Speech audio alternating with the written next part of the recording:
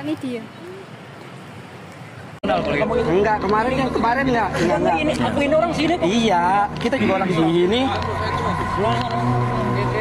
Enggak bisa gitu pimpinan di sini. Udah enggak bisa lihat gitu.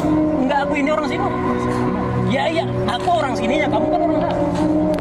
Enggak begitu. Ini tempatku. Ya kita juga mau hadir, Pak. Iya, ini tempatku. Kalau mau hadir silakan.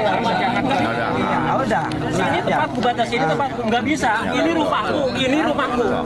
Jadi sebekasi kan undangannya. Kalian itu ini rumah. Sebekasi undangannya. Jangan bikin wajah bikin onar sini ya. Imigrasi ya. Santai ya. Ini rumahku. Kalian yang macam-macam. Semuanya. Yang masih di jalan semuanya. Stabilitas keamanan bukan semata tanggung jawab aparat. Itu adalah tanggung jawab kita semua. Setiap warga negara tanpa terkecuali. Memang secara formal, TNI dan Polri diberi mandat menjaga keamanan dan ketertiban. Namun jika beban itu hanya disandarkan pada mereka berdua, saya yakin mereka tidak akan mampu. Negara ini terlalu besar untuk dijaga sendirian. Kitalah yang harus terpanggil. Kitalah yang harus ikut menjaga. Karena keamanan itu bukan hadiah, tapi hasil dari kesadaran kolektif kita sebagai bangsa. Dan hal paling mendasar, jika kita ingin Indonesia ini benar-benar aman, maka jangan pernah membiarkan ada orang atau kelompok yang merasa paling suci, paling benar, paling berhak menghakimi yang lain. Karena selama masih ada yang mengaku paling suci, Indonesia tidak akan pernah benar-benar damai. Selalu akan ada konflik, selalu akan ada jurang perpecahan. Gus Dur udah mengingatkan hal ini jauh hari. Berkali-kali beliau berkata dengan tegas, tangkap Rizik itu. Karena dari mulut dan tindakannya, terjadi keonaran, lahir kegaduhan yang memecah masyarakat. Bagi Gus Dur, jika Indonesia ingin aman, satu-satunya cara, tangkap Rizik. Di Mustika Jaya, di pelantikan Perjuangan Wali Songo Indonesia, Laskar Sabirillah, dirusukan oleh FPI, Forum Pembela Islam, atau bisa disebut HTI. Bendera merah putih diinjak-injak.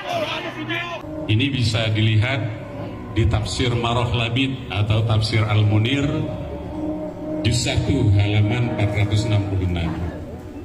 Beliau mengatakan syarat yang pertama yaitu al-amnu, terciptanya stabilitas keamanan.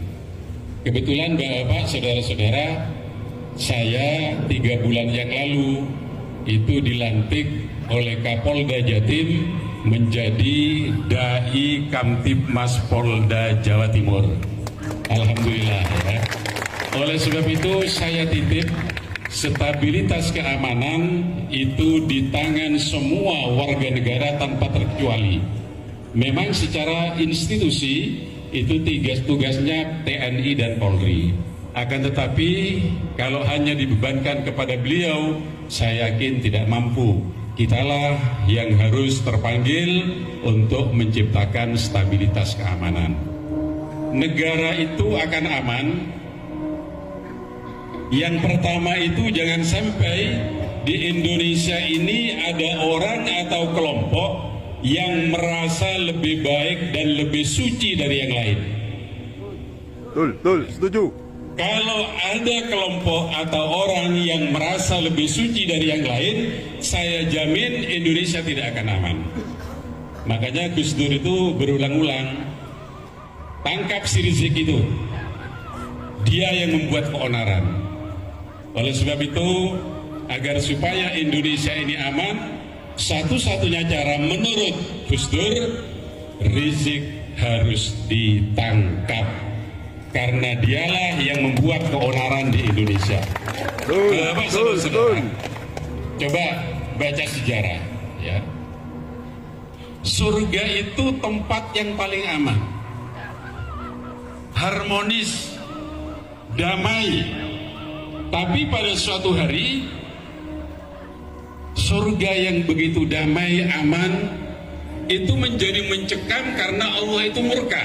Murka kepada siapa? Murka kepada salah satu makhluknya yang bernama iblis. Iblis itu diperintah oleh Allah. Iblis, kamu harus sujud hormat kepada Adam. Semua penduduk surga, tidak terkecuali para malaikat, itu menyampaikan rasa hormat sujud kepada Nabi Adam. Hanya iblis yang tidak mau. Coba baca surat Al-A'raf. Apa jawabannya iblis? Ana khairum minhu, khalaqtani min nar wa khalaqtahu min tin. Ya Allah, saya ini lebih baik dari Adam. Engkau menciptakan saya dari api, sedangkan Adam engkau ciptakan dari tanah. Masa api harus hormat kepada tanah? Kan gengsi ya Allah. Ini kata siapa? Kata iblis.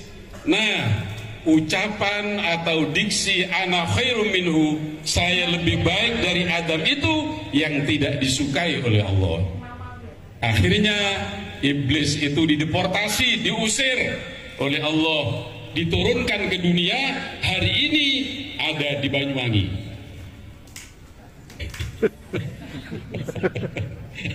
Ini tugasnya PBI ya. Jadi kadang ada orang kelompok yang merasa lebih baik dari yang lain, itu adalah junudu iblis, adalah pasukan iblis. Yang sekarang ini di Indonesia itu komandannya ada dua. Yang pertama Rizik, yang kedua Bahar Dumit. Betul. Itu komandannya. Merasa lebih hebat. Di mana-mana Bahar itu mengatakan, di tubuh saya mengalir darah Rasulullah. Tugasnya kamu ini berani ke Bahar Smith. Berani. Kalau berani saya menghadapi sendiri ya. Itu ya Gus Halim, oh, jangan mendalkan Gus Halim, harus berani sendiri ya gitu. Nah, sedangkan Rasulullah itu mengatakan begini, ahsabukum akhlaqukum wa ansabukum a'malukum. Keturunanmu itu adalah akhlaknya, dan nasabmu itu adalah perbuatannya.